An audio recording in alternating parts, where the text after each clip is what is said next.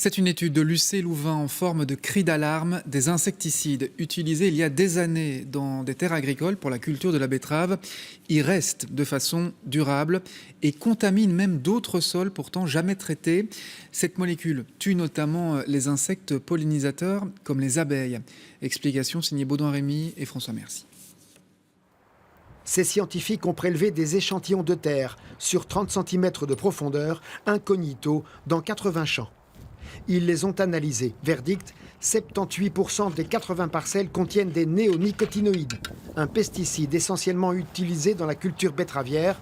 La cause, les graines de betterave enrobées d'insecticides. Mais pour ces molécules, il va y avoir que 5% de la molécule qui va être transférée dans la plante. Et donc on a 95% qui va rester dans le sol.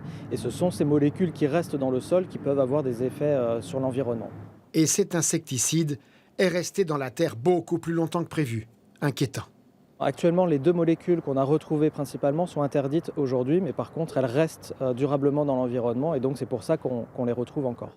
Interdite depuis 2023, la molécule tue encore des années plus tard bourdons et colonies d'abeilles, car elle se retrouve dans les plantes à fleurs des couvertures d'interculture, comme celle-ci.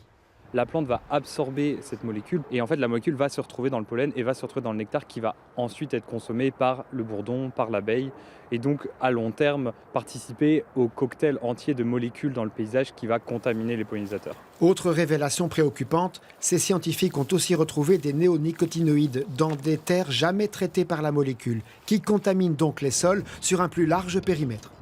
L'alerte devient politique. Il faut qu'on s'alarme un petit peu plus et qu'on prenne des décisions et qui montrent que le système, en tout cas législatif, mais aussi de décision politique, est pas adapté à la situation actuelle et surtout à la situation environnementale. On recommande donc de la prudence, surtout avant la mise en marché d'une molécule, de passer plus de temps sur cette molécule, de l'étudier dans des conditions réelles, ce qui est rarement fait aujourd'hui. Et souvent, on se rend compte qu'une molécule est dangereuse pour l'environnement ou pour les humains des dizaines d'années après. Selon ces scientifiques, il faut aussi légiférer pour moins d'insecticides et financer des alternatives plus respectueuses de l'environnement, sous peine d'atteindre un point de non-retour pour les insectes pollinisateurs.